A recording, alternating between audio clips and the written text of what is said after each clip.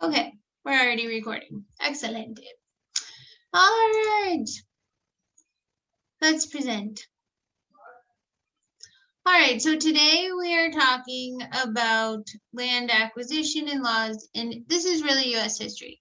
So this course, if we think about the modules and how they're set up, it's really interdisciplinary. I didn't know what you would bring to me, but I know this is one of the last classes you take. So I tried to use my brain to think about how we could make this as interdisciplinary as possible. So today we are going to build a timeline of the acquisition and laws in American history.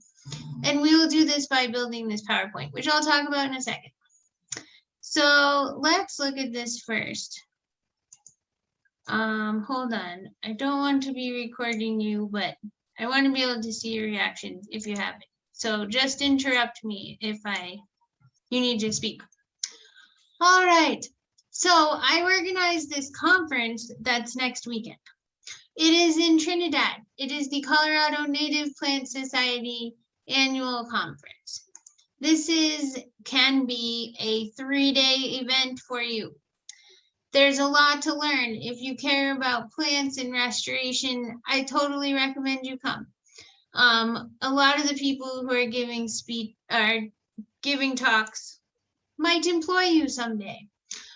So just different ideas. So here on Friday, this is in Trinidad, which is a hefty drive, but I'm sure we can carpool if there's interest in attending. So on the Friday from 8:30 a.m. to 3:30 p.m., this is not tomorrow, but a week from tomorrow, we will hear from the folks who are experts in our rare plants. And I've actually never attended this day in the past.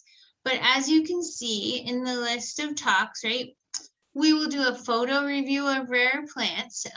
We'll look at like the species distribution modeling of our plants in Colorado with the greatest conservation need.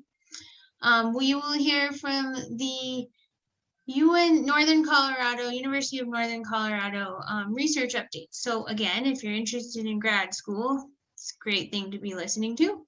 Updates on rare willows in Colorado, if you're interested in riparian areas.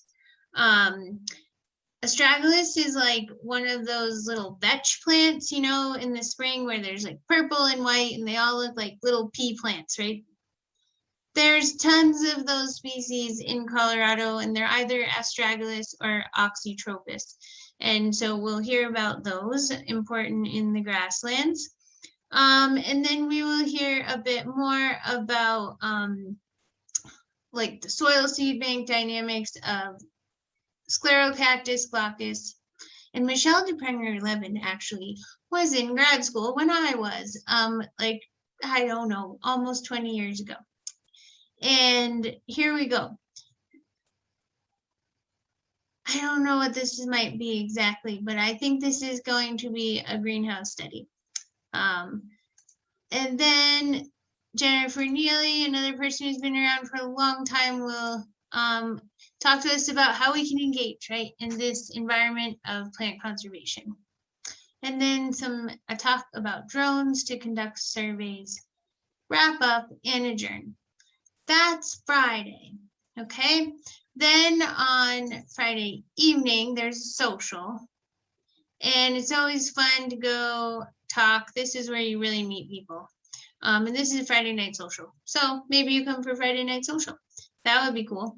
And we'll offer food, and it's usually very relaxed, but that's where you really get to talk to people. And by the way, going to conferences is how you get into grad school.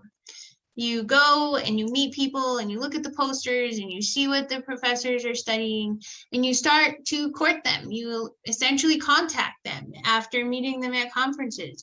And you work on getting, you know, sorry, my husband's an attorney, a principal investigator, head researcher. So you're looking for a PI when you're looking for grad schools.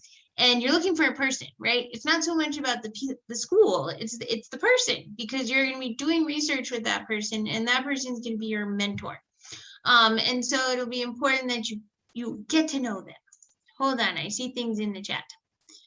Is there an online attendance for the symposium? I am not entirely sure about that. I know for sure that the Saturday conference track, which is the part that I organized, does have a virtual option. Good question. So there's the Rare Plant Symposium. Let's go on to Saturday. Now we're on Saturday. Oh, sorry, I lost my train of thought. So you meet this person, you email them, you say, I saw your poster, I saw your talk at the conference, I'm interested in your research. Are you accepting grad students? Do you have any assistantships? And this is how you get paid to go to grad school.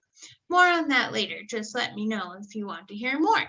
And so like when I got my degree in biology, they paid me $1,500 a month for 3 years. They gave me health insurance. They paid my tuition at DU. And for all of that, I taught some labs. And that's called a teaching assistantship. But you might have a research assistantship where you work in the lab with a professor.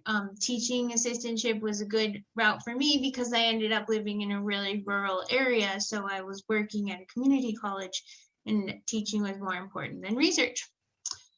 All right. Are there any questions about that before I go on? Just generally about grad school.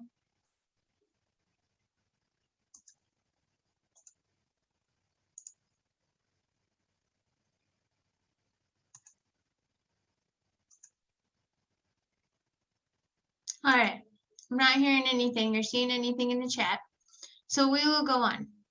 Now on Saturday, oh, we're gonna camp. Oh, I see one question, hold on. How can we attend on Saturday? Yay, we're gonna talk about Saturday.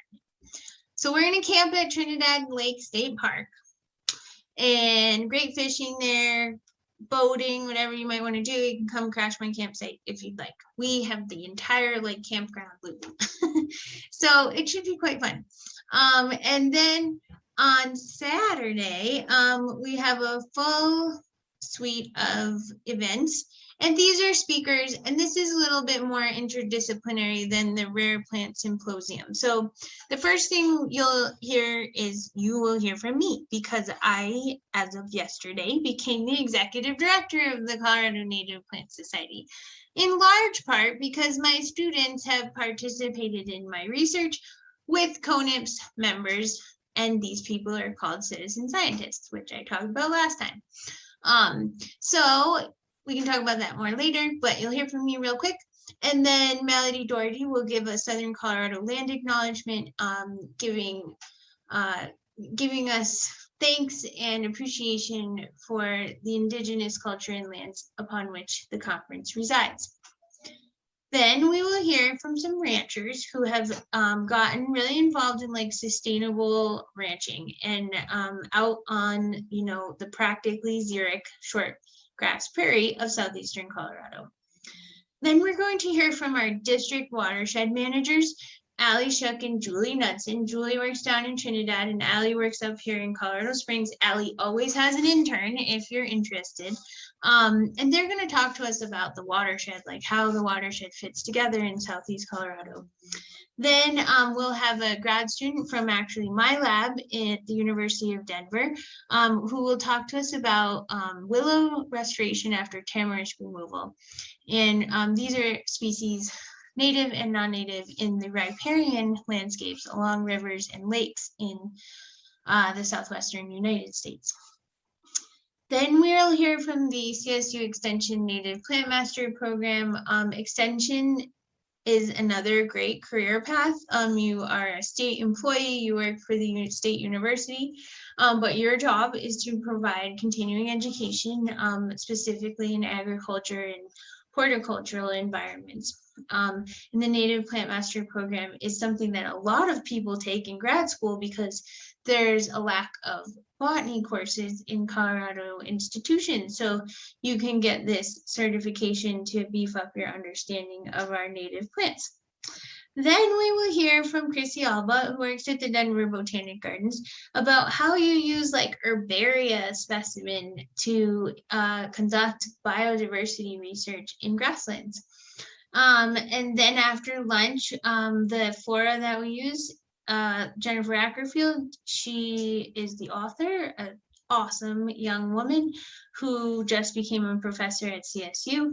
Another person you might want to go to grad school to work with, and she'll talk about updates to the flora.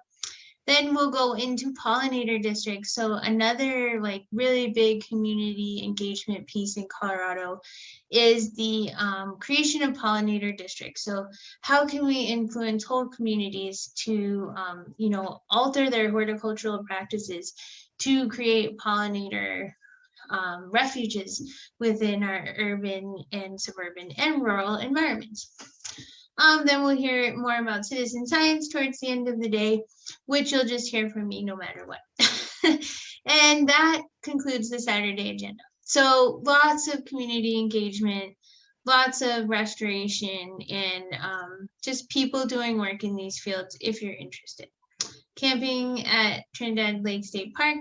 And if you like to take photos, there's a photo contest. Then the last thing is on Sunday, there are field trips. So if you are around, there will be several field trips. There'll be field trips to Fisher Peak, which isn't even open yet, I understand. It's our newest state park. And then also to Long's Canyon Trail, to Cordova Pass, North Fork of the Purgatoire, and Riley Canyon, and nature journaling, and ethnobotany of the Spanish Peaks region. So Sunday will be really informal, but great learning experience outside. There's the conference agenda. Basically, I hope you'll participate in some way if any of this interests you. I know this isn't for everybody, but it is like a really compact opportunity to learn a bunch of stuff about restoration and native plants.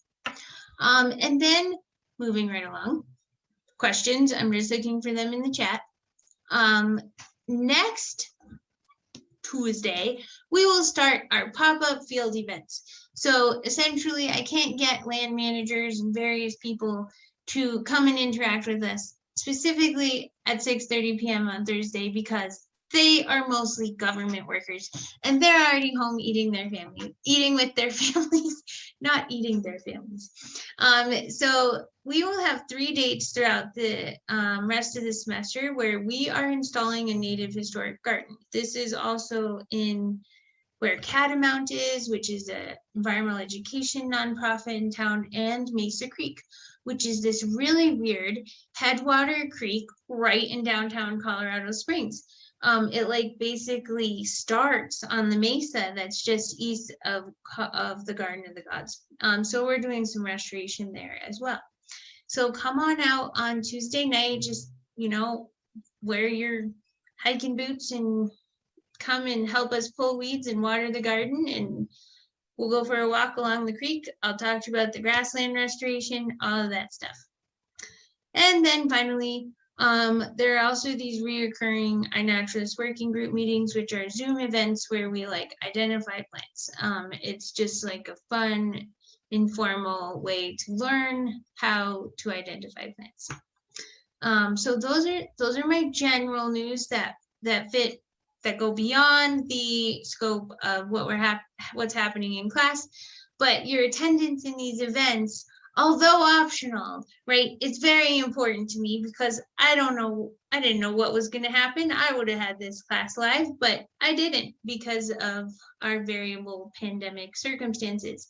So if you show up to any of these events, I'm happy to like replace a discussion grade for you, do whatever works for you. So just be in touch, and I'll be asking, these are hyperlinks. You'll have this shared file in just a second. So you can just like click on it if you want to register to show up, or just email me and tell me. All right. Are there any questions about that?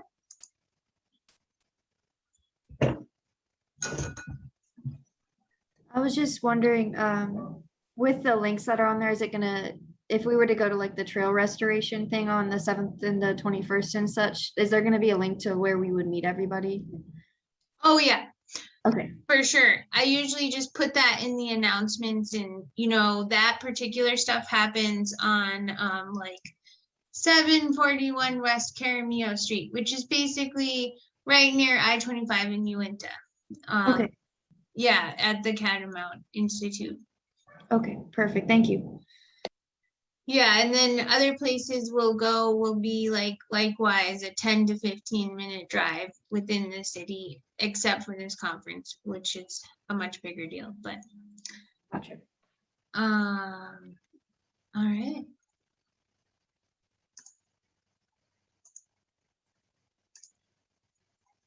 Okay, so as we are sitting in class, you know, you do have a discussion post due tonight, and I noticed that only some people have submitted it yet. So firstly, let's just be efficient thinkers, right? We're currently in this discussion right now. Unit 1 wiki discussion, right? Public lands history. And here's the readings you can choose from. And then we go through and we respond to each other, we grow the conversation, and then I look at this the Thursday before the quiz is supposed to pop up, and I'm going to create quizzes based on what we talk about here. I promise there'll be no surprises. If there is a like reference here that no one decides to read, but I think is really important, I'll make a post about it. Like, for example, like the reading of Gordon 1985 actually spurred a massive amount of conversation last year. So someone should read that. And if they don't, I'll write about it.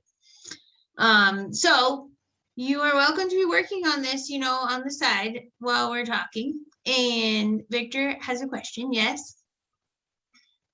I was just wondering because I just noticed I'm working on mine and I just noticed somebody had the same paper. Would that be an issue? No, that's totally fine. And I don't have any of this locked down, so you are free to read this, but I understand it might take like a day to read it and then another day to write the post. So of course there's going to be overlap. That's totally fine. I had a little bit of trouble with the hyperlink I chose, but managed to access it through the Kramer library. Oh yeah, which one is that? Hardin G, The Tragedy of the Commons. All right, let's see. Oh, that's interesting. Okay, let me change that for you. Erin? That's what I was gonna say. I downloaded the reading on the public lands and the one that was 20 pages. And then I downloaded Hardin, and in order to get Hardin, I had to go through the library to get it. Like they have to order it for me and send it to me. Yeah, because it so wouldn't open at all. Kramer library, I viewed the PDF from Kramer and it opened in JSTOR. Yeah, I thought it was in JSTOR. I'm surprised that that's not what's pulling up right now, but there could have been some change to the JSTOR environment. There was another one I was gonna, sorry, I didn't mean to interrupt you. No, go ahead. I honestly forget which one it was. There was a different one I'd been planning on initially, and it was pulling up similarly as not accessible. I think my first one was going to be the wildfire policy and fire use on public lands in the US. And of course, the first attempt would be to log in through the Institute, which doesn't pull up our Institute, which is okay. So this, let's see.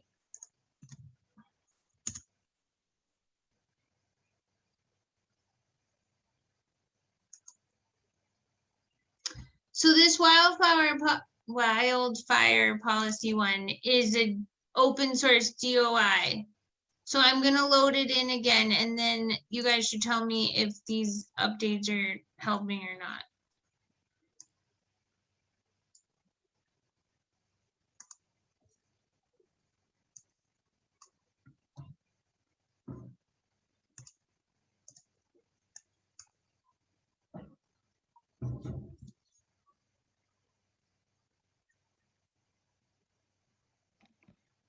Sorry, my toolbar is blocking my save button. All right, so you can go in there and see if that works.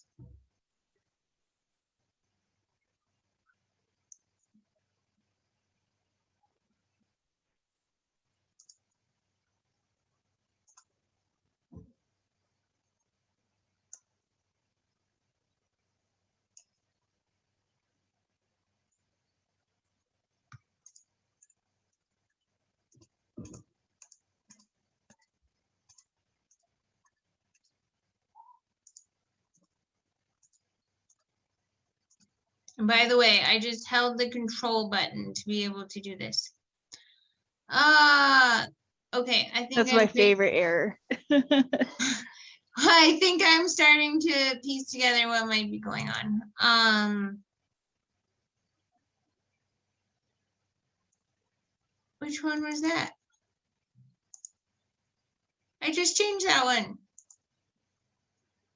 I am a member of science, so maybe it is locking, like I can open it, but you can't. Yeah, for the wildfire one, even with the update, the options it gives me are to log in via the institute or like store the website access. But our institute doesn't pop up. I did not try pulling this up through Kramer yet. That could be an option. Yeah, geez, I've not really, this paper I share so often. I really probably have a hard copy on my computer somewhere. Let's see if this one works. Cause see, I went in there again and it gave me even a different one that time. But I'm guessing that the permissions for JSTOR have recently changed. Oh God. The wildfire one does pull up through Kramer. It actually opens the Taylor Francis page for it without any issues, but it has to go through Kramer. Well, I'll check those other ones. And you can always email me if this is a problem. And email me in Canvas so I can, because when I come to class, I see that. I don't go to my email outside all the time because it's such a time suck.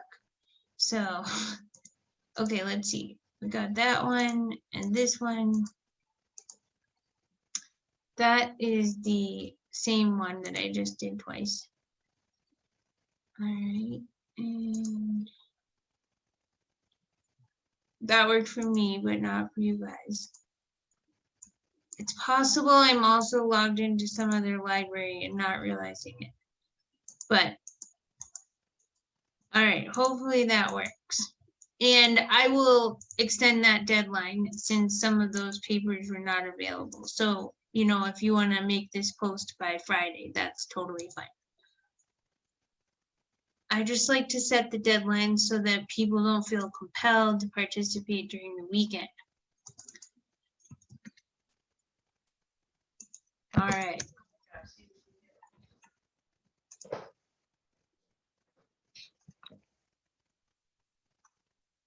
Yes, Victor, you are so right. I have paid to publish my research just so other people don't have to pay. And the reason why I use Google Scholar almost exclusively is because that's what the world has access to. And I just want to stay in a very accessible space. So I'm sorry, there were some glitches there. Okay.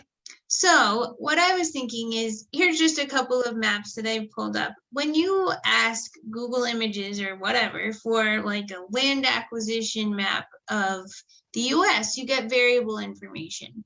So I thought it would be kind of neat for us to work on these details, do some research and see what we find. So now let's look at this map, for example. Like, look here where it says Spanish Treaty Line of 1819. And then we go to the next slide, right? And those lines are very different, right? And there's a bit more detail in that. So we're trying to just suss this out and make sure that our mind is not trapped in a single reference that gives us kind of limited information. So here's what we're going to do. We will build a timeline in slides in this class session. We will work in breakout rooms. Each group will be assigned a historical time period. Do the research together. Limit your search to site:/.edu or the UCCS Library, Google Scholar, or readings from the course. When you find an important event, law, land acquisition, there's no real rules about this, whatever pops up for you. Create a slide for it. At least include the name and the year of the event in the slide. Then the site you used, right? So the citation information and whatever information you gathered in the bulleted explanation. If possible, keep the slides in chronological order. That would be easiest if your title started with the year, right? So it was like 1792, and then you have a title. Then we can easily do it. I was going to use a timeline tool, but you can't really like add information or anything like that, just the title. All right. So here's the Google Share link. Hold on one second. I've got to grab this up, put it in the chat. I think I changed the permissions on that already.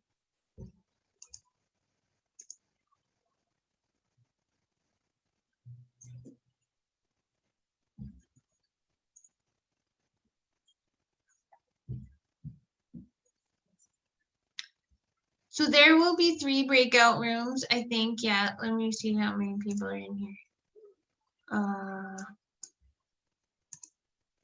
6. I think 3 would be good. Unless anyone really wants to do the present, but that gets a bit out of territorial acquisitions and more towards laws. Does anyone really want to be in breakout 4?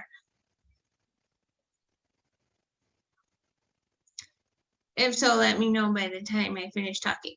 So the first group, anything that happens before 1700, right? This might be like indigenous culture, history, information. It could be like colonial activities of other countries, whatever you encounter. In breakout room 2, we will focus on the 1700 to 1800, which is the formation of a nation. And then we'll go into 1800 to 1900, where we're really talking about westward expansion, etc. Remember all along the way to pay attention to like what's happening to the indigenous people of our landscape and like how are laws driving what we're doing. Other interesting things to think about are technology related. So before we get started, I'll give you a little talk about an example of that. Then once we get past into the breakout, you'll just make a new slide, right? So you just go over here and you click new.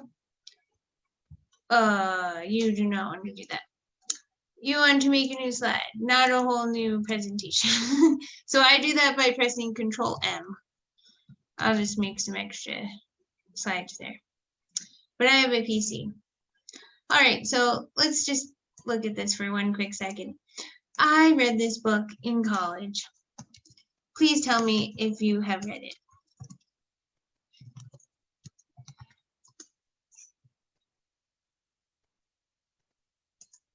No. This is a great book. It's probably one of the most memorable reads from my college experience. And it really focuses on, this the 20th century. So 1900 to 2000. So essentially, this is the story I remember from this book, right? Why does our country look like how it looks? It looks how it looks because there was this like partnership between Roosevelt, Rockefeller, and Ford. And Roosevelt, Rockefeller, and Ford each held an important position in society. And as a result, they had a level of power that really shaped our entire landscape. So in the mid 20th century, early to mid, right, Rockefeller was a philanthropist, and maybe you read a bit about philanthropy, right? So there's oil barons, people who basically made money during the Industrial Revolution. And they have a lot of money. And Rockefeller, he just kept buying up lands in the American West. So he had a bunch of land, and he had this conservation dream. Roosevelt was in office, and Ford was building cars. And so with the partnership between having a car and building roads to drive those cars, right? So like government infrastructure, these three gentlemen basically shaped our entire Western landscape. We drive everywhere. The cul-de-sac is a creation of the 20th century that really forces us to drive from where we live to where we work, to where we shop, to where we like have fun. And so we had this whole road infrastructure. We had the cars in the commercial sector. We had Rockefeller buying up the land, and we had Roosevelt in office, right? And developing the national public land system. And so if like you've ever been to Teton National Park, Grand Teton National Park, sorry. I used to live around there. There's like, this is like the landscape, right? Rockefeller's actual home is right there tucked in the woods on the south end of the park. And this is one of the most wild places in the United States. And so I just thought this was an interesting story that would color what kind of information you might want to bring into our slideshow that might not be exactly laws, right, and specific dates. It might be something cultural that you understand or know from your previous learning. And if you're bored, I highly recommend reading this book because it kind of like tied a bunch of stuff together in my mind when I was an environmental studies major many years ago. All right, so let me see here if I can set up these breakout groups so that you can choose which one you're going to be in. I'm putting these breakout groups in the chat. No one said anything about breakout room 4. Maybe we can add that later when we're talking about human dimensions, etc. Let's see here, one sec.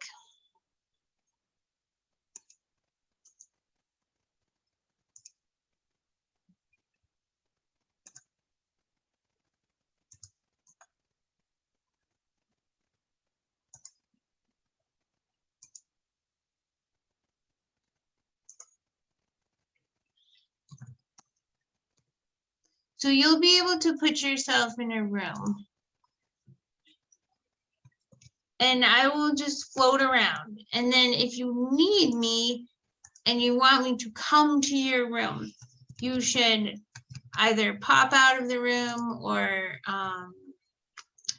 you can, I think you can send a chat and I can still see it. But just let me know. You can also just text me because my phone is right here. So, all right, the rooms are all open. And now you can join a room.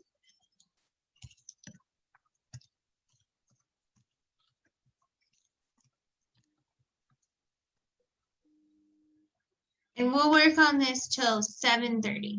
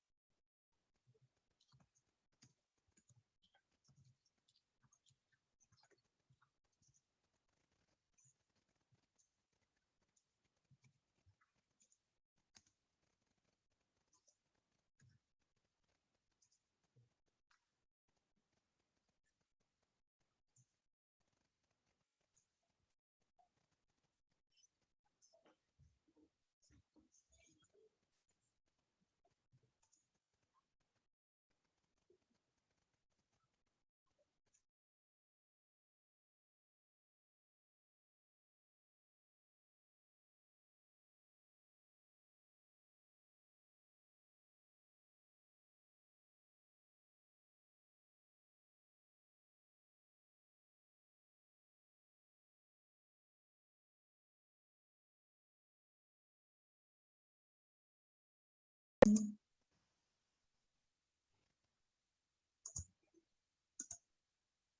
right. All right, so first group, before 1700.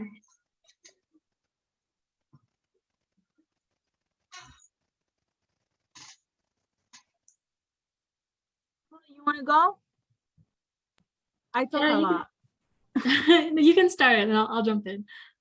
Okay, so the way that we started, it was because curiosity killed the cat. We were talking about the paper on public lands and how we, in the United States, we never really get to own our land because we always pay taxes on the land. If you buy a house, if you have buy a ranch, if you have a farm, you always pay taxes on the actual ground. It's never truly yours. And then we talk about that because we were looking at the paper and how the natives can hold the land, but they cannot manage the mineral programs of that land. And that to me is, I don't know, it's like not right. And that's how we start looking into the 1700s and before that, and what happened, like how did this happen? Who told you this truth? I'll just jump in on that. The reason why I chose this one is because in one of my global migration classes, we had a guest speaker who is Native American, and she was talking about how she was looking into buying a house and was really struggling with that because like as a native, it was her land before the colonizers got here. And now that she's considering buying a house, she's really struggling, like becoming a colonizer, like being part of the problem. And she was really torn up about that. So I also just wanted to learn more about what kind of land, like what the land looked back then. It was kind of hard to find a lot of information about what the tribes were doing and like their interactions between the land. And it was a lot about people from England, and like there was a lot of history on that. And so there was the arrival of Columbus in 1992. And then in the map to the right, that's the tribal maps of like, I think in the 1600s. It's kind of hard to see, but they are kind of spread throughout. And then in the early 1600s, they started to establish colonies, and in 1622 was the first Native American retaliation. And then the handmaid came in 1630. One thing that I would like to share is just by looking at the map, it's like a chalk, because you can see how in the upper right corner of the first map, you see how most of the Indian tribes were up north. At least whoever drew this thought that that's where they were. That was their perception of where they were from this map from the 1600s. But then in the most modern looking map in the bottom, you can see how they start just pushing them towards the center. And we also can grab by our readings of public lands, Harding, and there was another reading that I have in your class that I can think about it, and how they talk about grazing and how these lands needed to be used and how these lands needed to be managed. But my understanding, my question on this one, and it's probably something that if I find out, I will add, how come when we were searching, and Emily can attest to this, it went from 42, 1600, and then 1790 was the other closest date that we got. And then from 1790 on. Anything before 1700s is more like talking about England and how they saw America, but this doesn't give us a perspective of what was actually happening in the ground.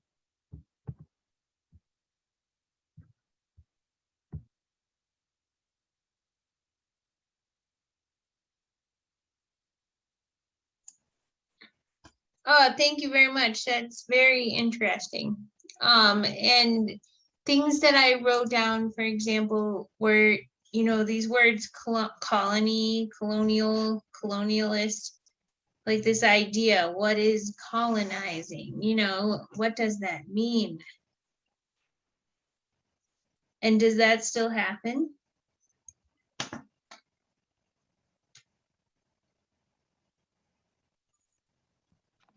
I feel like it's hard to define, but it's definitely still happening. There's Native people still fighting for their rights, and they're still fighting for their land. And they're trying to decolonize. They're trying to get like their knowledge systems out there, like the way they think, and like that kind of stuff.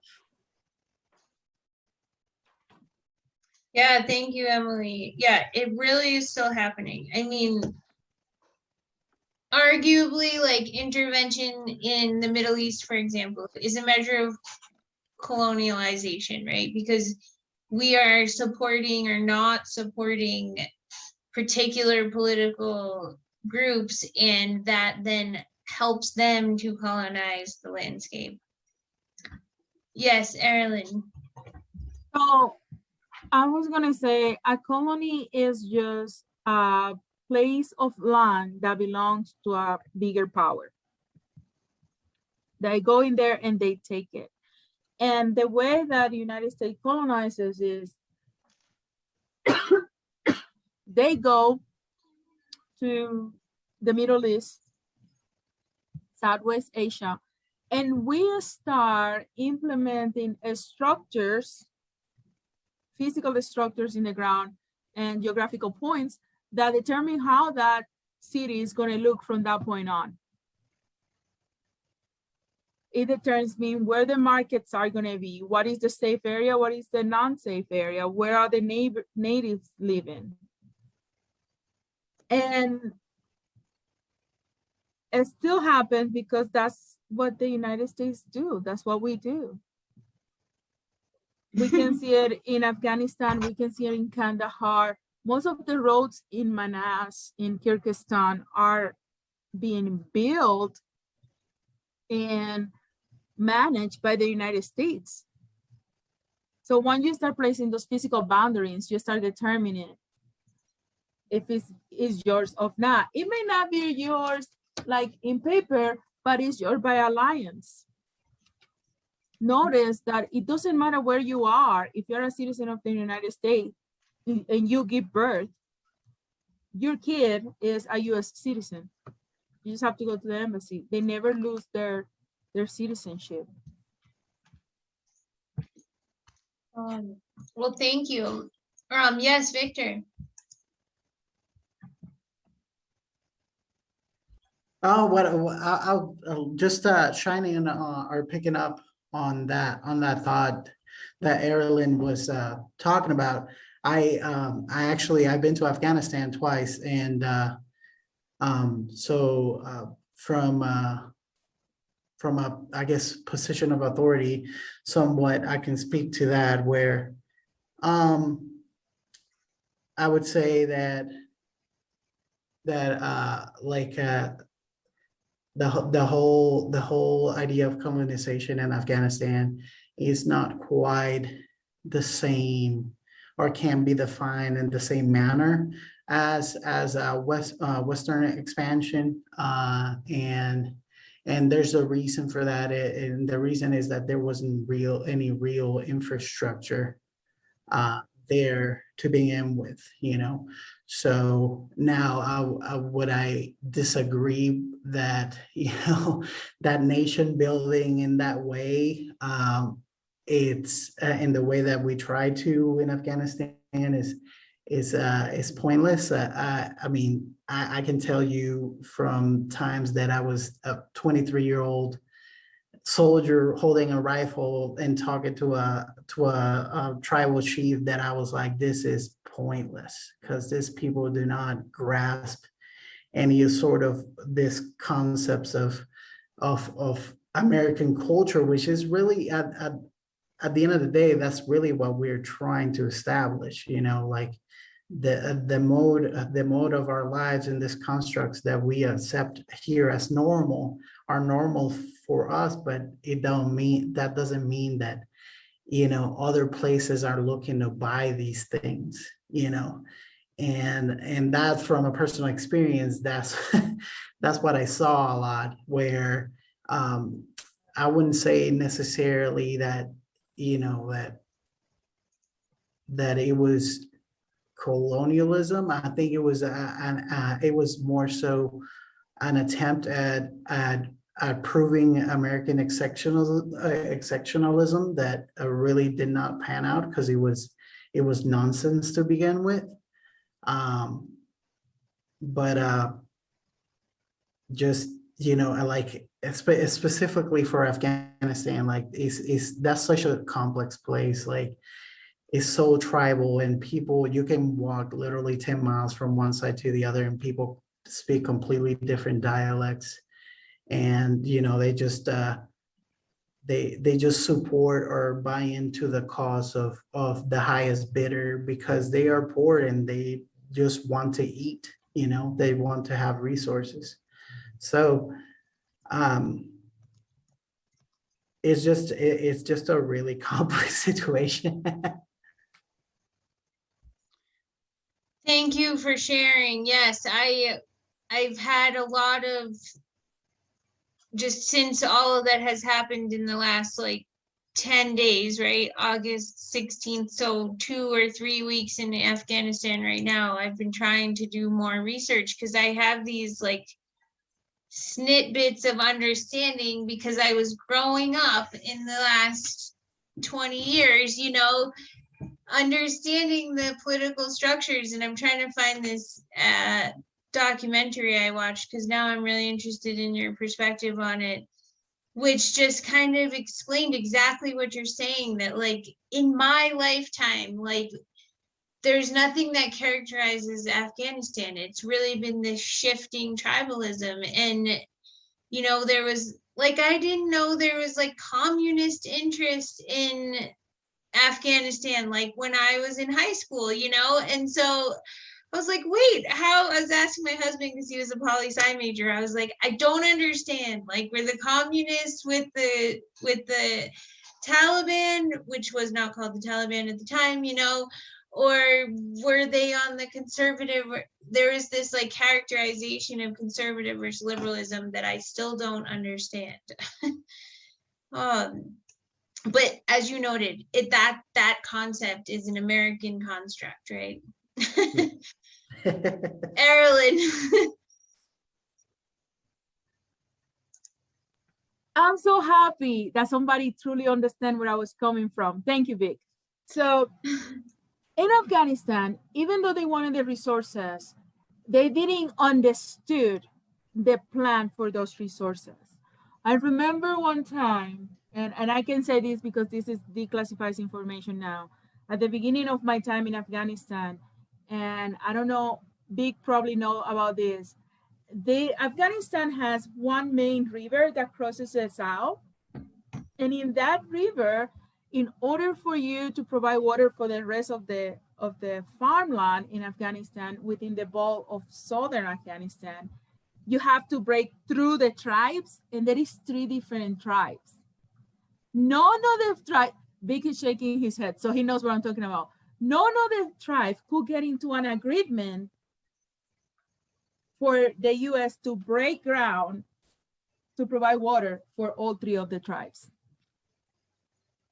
So we had to buy water and purify water from the river because they didn't want to plant anywhere close to their tribe. I don't know how we were supposed to get them water like that, but that's just how they are. You will build a hospital. We wouldn't go to that hospital. That will be a hospital just for like the local nationals. And as soon as we build it up, they use it for probably a month, maybe less. And then the Taliban comes and blows it out. It's just how they are. We start this process conquering souls and minds. But it's really hard to find an ideology, especially in a country that don't even has a common language, not even have a common language. Sometimes we will go on missions and we will have somebody speaking Farsi, another one speaking Kurd, another one speaking, what is the one that the Pashtun probably. Yeah, African, and we had some translator that spoke Punjabi. So how we work with all of this? Yeah. Well, and imagine, just to get us back on track, we can talk about this for a long time, and we do have a special unit where we can focus on international issues. But I really appreciate this conversation. But I do want to get us back on track and thinking about how like there was no common language in the indigenous story of America. And so that clearly would make it very difficult for any colonialists to effectively communicate with the lands that they were hoping to seize, right? So it was a no-win situation, just as you're presenting here. But if you don't mind, and with all due respect, can we move to breakout room 2 and talk about the 1700 to the 1800?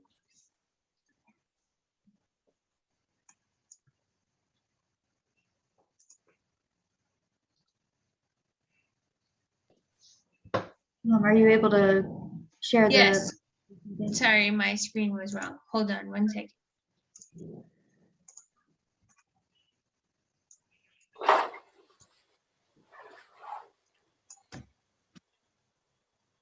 Okay, so I just wrote little short descriptions for each of the main events that we found. So I'll probably have Jesse and Timothy share the ones that they did, just so we all get a chance to talk. I know that Timothy's was the Treaty of Easton, and we'll just kind of go down the list, but I'll have him start if he's able and ready to do so. Yeah, I'm ready. Cool. So I was actually on this website that had a whole list of entire history for the United States. You could select a particular year. And I was looking more so for anything regarding like land acquisition. And I found the Treaty of Easton, which was between the British and the chiefs of the 13 Native American nations during the French Indian War. And one of the things that was on that, I don't have it up anymore. It pretty much stated that it was regarding land, where is it, west of the, I'm gonna try to pronounce it again. It was the Allegheny Mountains, which I think is also considered the Appalachian Mountain Range of the eastern United States and Canada. So, come back. Pretty much it was part of the French Indian War, and they were just pretty much giving up their rights to the land. And to follow that up, the next year in 1759, there was a section of smaller wars in the areas of Virginia and North Carolina. It kind of expanded southward just a little bit, and the Native Americans of that area lost millions of acres of land to peace treaties after those conflicts kind of concluded. And that was another motivating factor for them to fight for the British in the Revolutionary War. And most of that was because they wanted to try and gain that land back. So I found that one to be pretty interesting. That wasn't something that I had particularly learned about in my past education. And I thought that it was good to mention, since a lot of these land acquisitions revolve around war rather than, you know, the politics and economics behind it. So we have that one. And then I believe the Treaty of Paris is Jesse's finding. So I'll have her talk about that one. Yeah, so there's actually two treaties of Paris, but the one we put down here is the Treaty of Paris 1763, which happened at the end of the French Indian War. There was a lot of divvying up of land after this treaty. So as we mentioned, France gave up territory to Britain east of the Mississippi. Spain got Cuba in exchange for Florida to Britain. French territories west of Mississippi, and New Orleans became Spain's territory, which kind of kept through in the gosh, I can't remember the second Treaty of Paris. I can't remember the year. I know it's in the 1780s. Spain kind of kept that, and then also the Port of New Orleans as well. So there was a lot going on there. And then again, not too much later, they had another divvying up, which kept kind of the same, but you added in the United States of America, which got most of the British territory east of the Mississippi. And then we also have a congressional act in 1776, which allowed soldiers who had fought in the Continental War for bounty land, and I forget the amounts, but they were fairly small. I think maybe around 100, up to 100 acres or around theirs. They weren't enormous parcels, but well enough that if you were a soldier who had fought and survived, that this would be a really great acquisition for your family. And of course, for the country as a whole, who was still trying to expand. So the next event in 1783 is the processes that kind of happened with the second Treaty of Paris. So just as Jesse was saying, it's just more divvying up of land to different aspects of who fought into that war itself. And the last one that we have on here was in 1785, and this is actually one that I learned about in the article that I summarized for the discussion post, and that's the Land Ordinance Law of 1785. This was at the point where the 13 colonies agreed with the federal government to give up land westward and create public lands or public domain. And this was before the Louisiana Purchase, so it wasn't the entire Western United States, but it was pretty much the first public land law to come into existence for the United States at the time.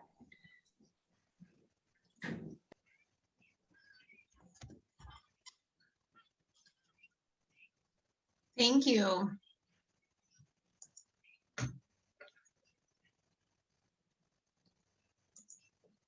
Oh, sorry. Oh, yeah, this is very interesting. Well, let's discuss in discussion, and let's give the third group an opportunity to present. And then if you haven't made your post, you can just go right ahead and respond to any of this and make a post in the discussion. So let's see. How about our last group?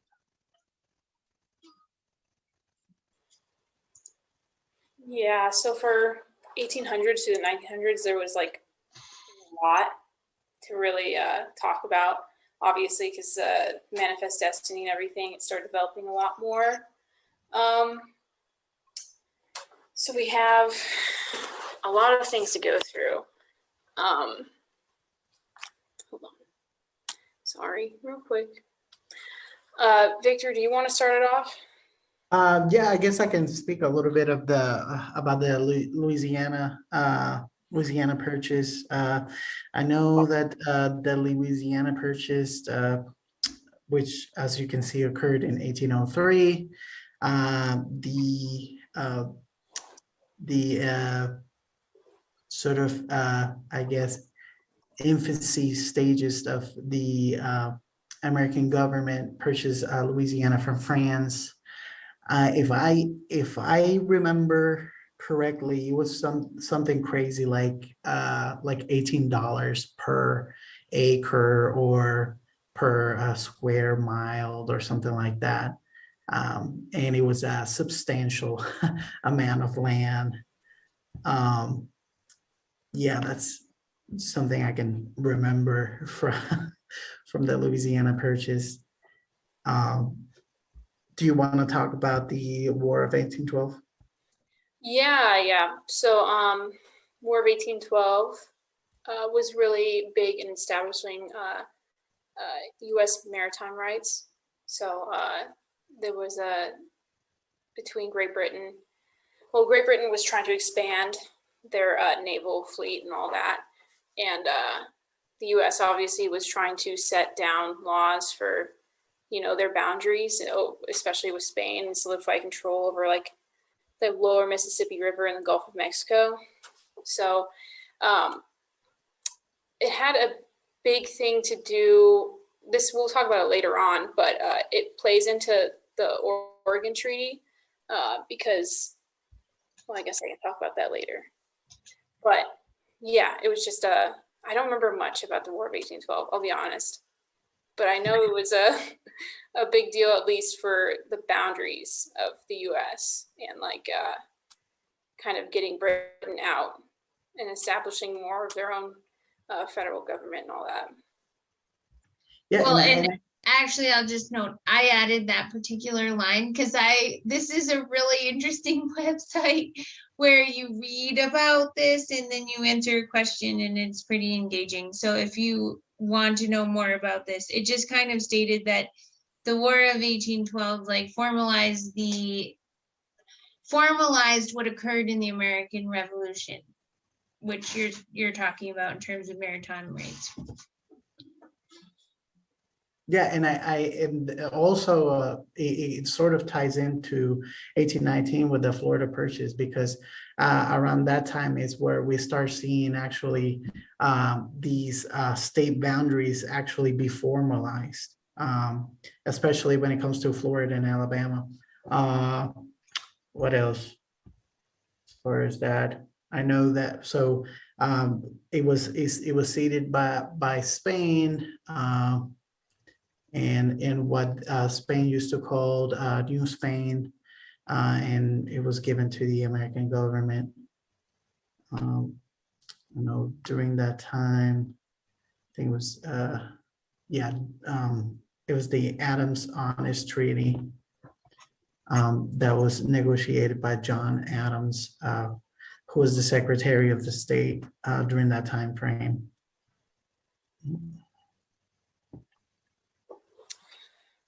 Yes, and then up next, annexation of Texas. Obviously important because we now have Texas, but it was controversial back then because of the, I think it was, oh gosh. Victor, you seemed so much more confident on this one than I was. Yes. So the annexation of Texas, around that time frame is the Mexican-American War. And what's interesting about Texas is that during that time, there was a lot of, Spanish nationals / Mexican nationals that considered themselves Tejanos first. And so they fought alongside the American government against the Mexican government. I know that one of the biggest figures, and I was mentioning that to my colleague here, was Juan Seguin. He was a Spanish-born military officer that served in service of the American government during the Mexican-American War, and he essentially he was like the face of the sort of the American side when it came to dealing with the Mexican government, because he had held office in the Mexican government before, and he wound up after Texas was annexed, he wound up becoming a general for the Texan Army. And eventually what happened during the American expansionism to the West, when sort of the ideology that American was a Christian and white country first, they wind up exiling him. So he wound up being like this figure that was huge during the Mexican-American War, and sort of becoming stateless because the ideology back then.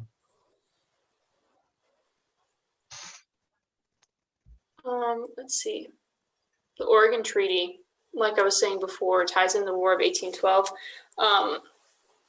The Oregon Treaty was signed 1846. And at that time, Oregon, kind of like the Northeast or Northwest, had been like jointly occupied by the British and obviously the US, but it was agreed like during the War of 1812 that they would kind of jointly occupy that area. And it was renewed in like 10-year periods going on from that. But eventually, I think Britain just gave up when they realized, oh, America is really expanding. And especially with the Oregon Trail, like it was either going to be a fight or they were just going to kind of have to settle with a treaty over like this border issue. So they signed the Treaty of Oregon, and now we have all the Twilight movies from it. So that's cool. And then the Homestead Act.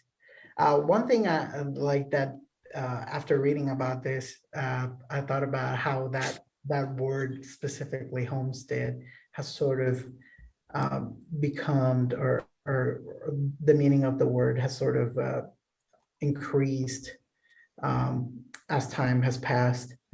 But it was enacted during the Civil War in 1862.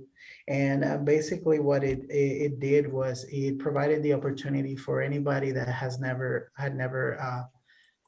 bore arms against the American government to claim up to 160 acres of government land.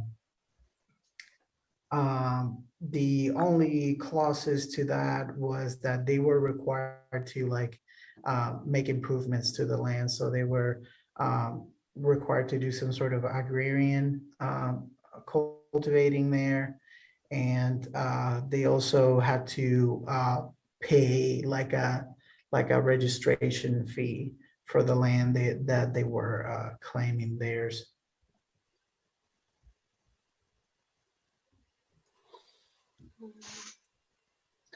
And then let's see, the Alaska Purchase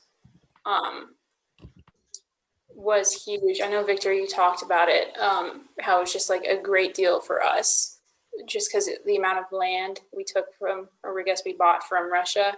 In total, it was like 1.5 million square kilometers, I think. And they bought it for like 7 point something million, which is like, I do know this, it's 2 cents per acre, which I think is crazy. So we got all of that land and for pretty much nothing. And yeah, we got a bunch of resources from there. Yeah, so which is really interesting because there was some sort of number associated with what would have like the return on investment during that time frame was somewhere around, like I think it was like just a little bit over 100 million. But you got to think 100 million back in 1867, that's like probably billions of dollars now, which is insane to think that they got 1 acre of land for 2 cents and the return was that huge.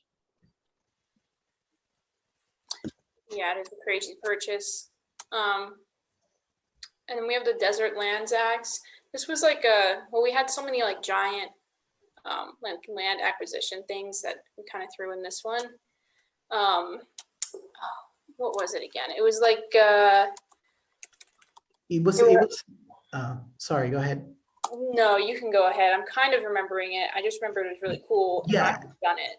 It was sort of very similar to the Homesteader Act. It was just that during that time period, Congress wanted to push for economic development and those like arid lands and so the same stipulations apply there for the claimers to irrigate and cultivate in the land. The lands were located in Arizona, California, Colorado, Idaho, Montana, Nevada, New Mexico, the Dakotas, Utah, Washington, and Wyoming. So as you can see, I mean, some of these areas were not entirely arid lands, and that's something we discussed when we were talking about this, that if I were living during that time period, I probably would want to claim some space in Washington or Northern California or something like that, where it would have been relatively easier because of the climate to develop land. And then during in that act, they were allowed to claim up to 320 acres of land. And they did have to pay for some sort of irrigation system, though, for the lands that they were claiming. Yeah, that was the requirement for getting the land. You had to be able to irrigate it, which is the biggest problem in arid and semi-arid places. Then we have the annexation of Hawaii.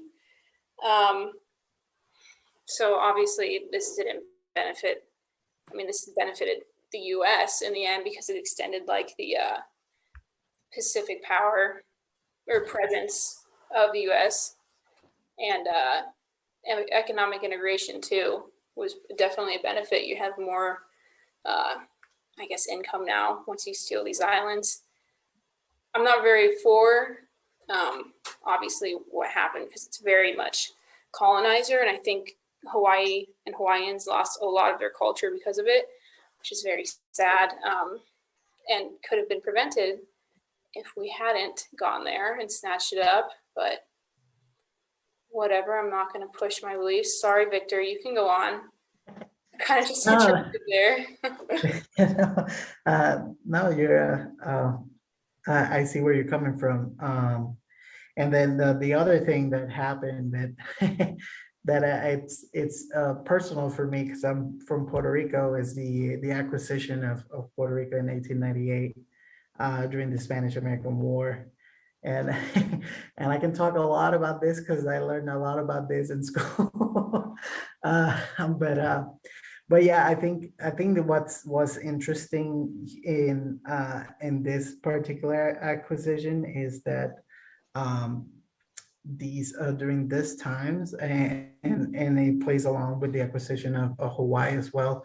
Around the same time, this is when we're actually seeing the ideals of American imperialism that surpass the borders of the continental United States. What's interesting about the Spanish-American War is that essentially, if there wasn't for some sort of like economic mistakes made by Spain during this time frame, history could be a lot different because during that time frame, Spain was like a very, very scary empire, and their methods of colonization were very different than the English or British way of doing things that sort of carried over to Americans. And one of the reasons why they just basically gave up Puerto Rico was because they've spent so much money in trying to develop their the Spanish Armada, that the Spanish Navy, that they just completely demolished their economy. Like they were completely bankrupt. So they really didn't have money to fight, which is one of the reasons that a lot of historians agree that that's why the United States decided to attack during that time period, because they knew that the Spaniards didn't have any money to fight. So yeah, those are the things that happened during the 1800s to the 1900s. Thank you so much. That was a lot. You guys are very prolific. Well, I don't want to keep you any longer, but I hope that this was productive, right? This helps you get through the online discussion, and that's our primary purpose in this class, is to relate to each other and let the conversation go places, rather than me just talk. I don't love that. Not really how I normally fly, but I appreciate your efforts, and we will see each other in discussion. And next week we will start talking. We'll wrap up our conversation about this, start talking about ecology. And perhaps I will see you on Tuesday at the garden at Catamount, which is right downtown. And without further ado, you're welcome to leave. You can stay and ask questions, whatever feels right to you. But thank you so much for showing up. Thank you, Maggie. Thank you. Thank you. Have a good night. Thank you. Good night.